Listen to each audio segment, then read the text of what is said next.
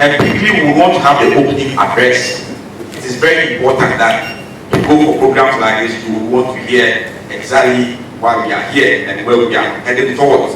So for our opening address, the Okakata himself is here, the landlord of this place. I want to invite the Chief Executive Officer of the Chartered Institute of Bankers, Mr. Robert Dzato, to give us the opening address. Let's welcome.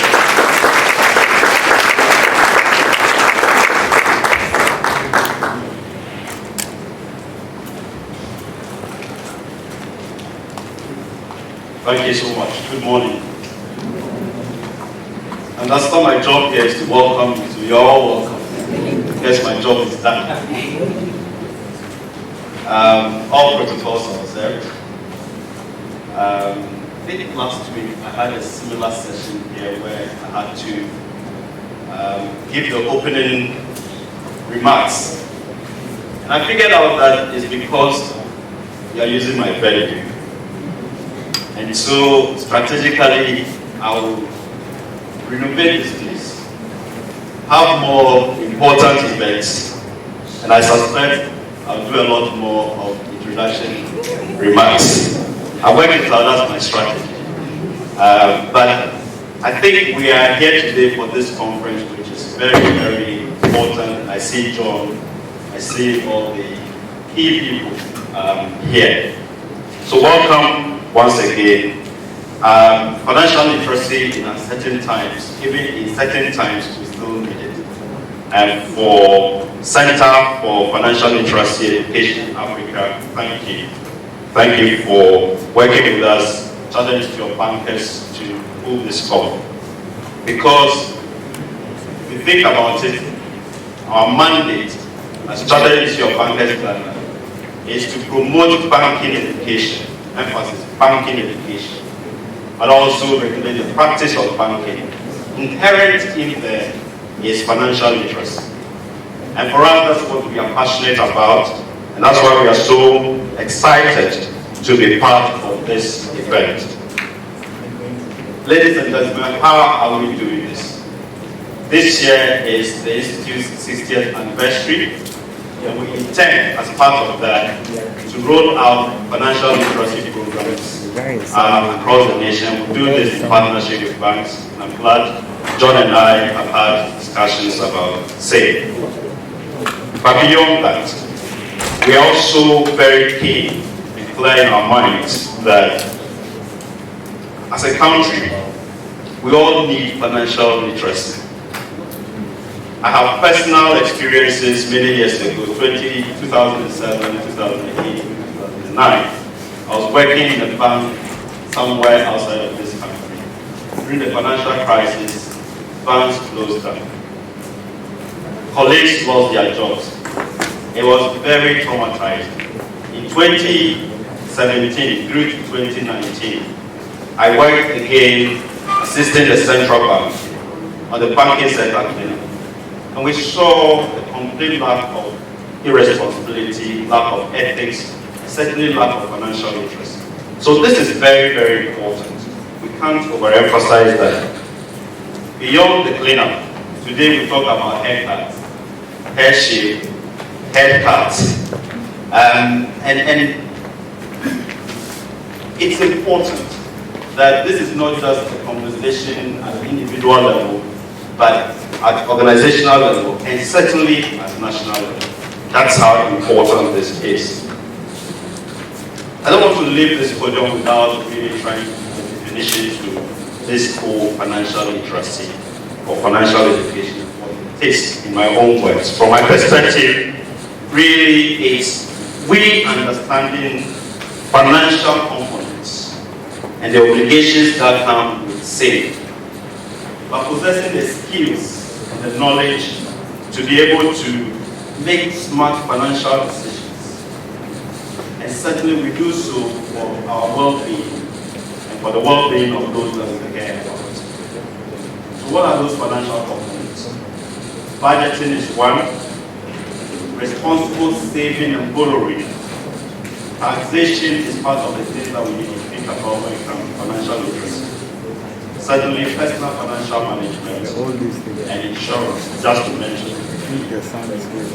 We have obligations. When we talk about financial literacy, we also have obligations as citizens. If it sounds too good to be true, it probably is.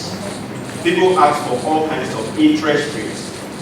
Basic principle, the higher the risk, the higher the return will look like. Flip it the other way around. The higher the interest rate that someone is promising you, the higher the risk you are actually subscribing to. We really understand this risk. So interest rates may be high, but financial literacy requires that we have an understanding of the associated risks. So ladies and gentlemen, it's important we pay attention to our responsibility towards not just borrowing, but paying back. Today people have taken credit on their mobile phones and they throw the chip away. That can't be appropriate. Ladies and gentlemen, I end with a story. And a few years back, because I was passionate about financial literacy, my CEO at the time asked me to run some sessions for some schools. In fact, it fitted quite naturally with my own passion, so it brought out the schools. Then he called me back and said, Robert, I've met a few retired bankers, people who have worked in this bank. When they go on retirement, it's as if they haven't worked in the bank before. So can we actually run financial literacy for bankers in this particular bank? And we did. I met a gentleman. He was a junior staff at the branch. He told us this story. He said when he joined the bank, the first salary he got was a very small amount. In today's terms, it's something that runs to buy in here. But he said, the senior brother called him and said, what have you been paid? He said, salary. He said, no, it's not salary. Convert what you have been paid into blocks of cement. So he did. And he saw the number of cement blocks that he was able to buy in terms of the salary. So he converted the salary mindset from salary or blocks of cement. Then his brother called me and said, go and buy a piece of land in the forest somewhere called this. And he did. Fast forward, after 4 years, his brother asked him to start farming, so he started farming in the East. After 4 years, the place developed. And then his brother called me and said, sell the land to the East. He said, are you mad? Now the value of the land has gone up. Why should I sell it? His brother insisted, so he listened and sold the land. He got several times too. His brother then advised him to go deeper into the forest and buy more land. So he did. And then he continued to farm. At the time that this junior staff in this bank at the branch level was telling us this story, he said he owned a 2-story building rented out to Ghana Police Service, and he didn't depend on his salary from the bank. That's financial literacy. Ladies and gentlemen, it's not how much we earn, it's how early we start. Warren Buffett, we all know, said he bought his first shares stocks when he was aged 11.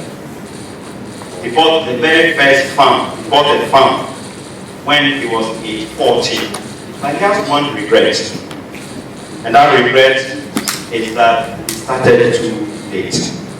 Ladies and gentlemen, this financial literacy is not just about us, it's about our children, our children's children. And let's pass on the knowledge to the next generation. I do sincerely hope that we'll leave this session and this conference with some practical steps and actions at individual levels, corporate levels, and certainly at national level. Thank you.